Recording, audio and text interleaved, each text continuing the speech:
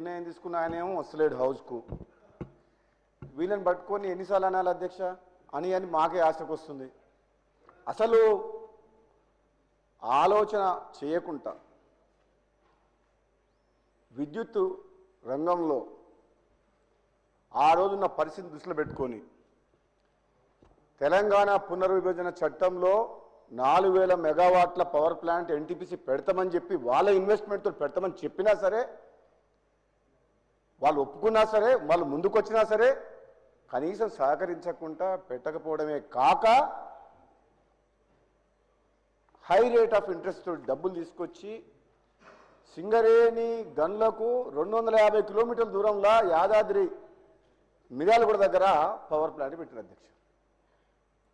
ఆ cost numbers చెప్పాలంటే చాలా సమయం పడుతుంది. పోయినసారి కూడా చెప్పిన హౌస్లో వాళ్ళు అనుకున్న బడ్జెట్ ప్రకారం టెండర్లు కూడా విలువకుండా బిహెచ్ఎల్కి ఇచ్చిండ్రు. భద్రాద్రి పవర్ ప్లాంట్ అయినా యాదాద్రి పవర్ ప్లాంట్ అయినా నాకు సబ్జెక్ట్ ఉన్నది కాబట్టి పోయినసారి నేను 2018లో శాసనసభ్యునిగా ఉండి చాలాసార్లు మాట్లాడిన అధ్యక్ష. కానీ ఆ రోజు దురదృష్టవశాత్తు ప్రజాస్వామ్యాన్ని కూని చేసే విధంగా ప్రతిపక్షం లేకుండా చేసిన వ్యక్తులు ఈరోజు మాకు నీతులు నేర్పిస్తున్నారు అక్కడ ఉండి. కాంగ్రెస్ అంటేనే కరెంటు, కరెంట్ అంటేనే కాంగ్రెస్ ఈ తెలంగాణలో, ఈ ఉమ్మడి ఆంధ్రప్రదేశ్లో.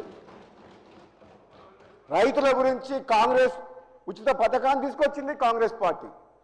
అటువంటి కాంగ్రెస్ పార్టీని ఈరోజు ప్రజలు ఆశీర్వదించి గౌరవ ముఖ్యమంత్రి గారు రేవంత్ రెడ్డి గారి నాయకత్వంలో, ఉప ముఖ్యమంత్రి గారు బట్టి విక్రమార్క నాయకత్వంలో వాళ్ళు చేసిన తప్పుల్ని సరిదిద్దడమే కాకుండా రాబోయే కాలాన్ని దృష్టిలో పెట్టుకొని ఎన్నో సంస్కరణలు తీసుకొస్తున్నాం.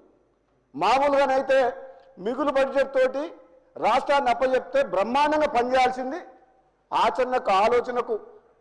ఆలోచన చేయకుండా ఎన్నో తప్పు నిర్ణయాలు తీసుకొని రాష్ట్రాన్ని అప్పులపాలు చేసింది. మీ మంచి పనులు చేస్తుంటే మా ప్రభుత్వం మరి వాళ్ళ ఫ్రస్ట్రేషన్ తోటి 15 నెలల నుంచి ముఖ్యమంత్రి గారు పదే మా మంత్రులు ఇటుపక్క నుంచి అధ్యక్ష మీరు చూస్తుండ్రు ఎంత మంచిగా సమాధానం ఓపికతోటి ఎంత మంచి సమాధానం చెప్తున్నారు. ప్రతి విషయంలో కూడా ఎక్కడ కూడా కాంగ్రెస్ పార్టీ ఏ విషయాన్ని దాచిపెట్టలే. ఫైనాన్స్ విషయంలో కానీ, కరెంటు విషయంలో కానీ, ఏ విషయంలోనూ వైట్ పేపర్ పెడుతున్నారు ముఖ్యమంత్రి గారు.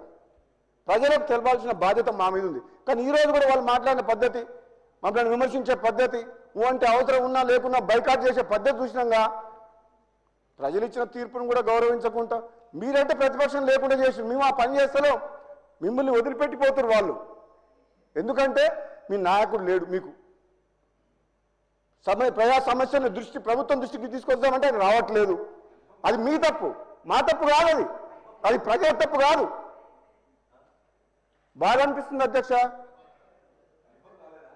రేవంత్ రెడ్డి గారిని సరే కన్ఫామ్ అయితే మా ముఖ్యమంత్రి రేవంత్ రెడ్డి గారు మంచోడు కాబట్టి ఓకే 15 నెలల నుంచి ఓకే నాకు కన్ఫామ్ కాలేదు. మా గౌరవ ముఖ్యమంత్రి మంచోడు కాబట్టి మీరు 15 నెలల నుంచి ప్రశాంతంగా పండుకుంటారు.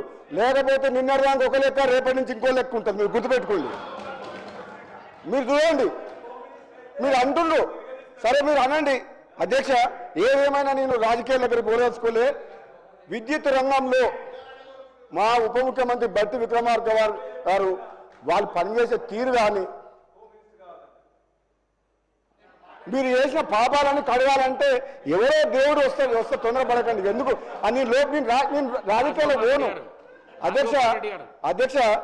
నేను డీటెయిల్గా అధ్యక్ష 2029 మళ్ళీ ఎందుకు తొందరపడ రాజగోపాల్ రెడ్డి గారు ఇగో మా ముఖ్యమంత్రి గారు అధ్యక్ష హోమ్ మినిస్టర్ అంటారు కదా అధ్యక్ష 2014 నుంచి 24 వరకు మీరు మీ ప్రభుత్వ హయాంలో మీరు ఏ విధంగా పోలీసుల్ని అధికారిని అడ్డం పెట్టుకొని అరాచకం సృష్టించి మున్గోలు ఉప ఎన్నికతో సహా ఏ విధంగా మీరు చేసిండ్రో మాకు తెలుసు.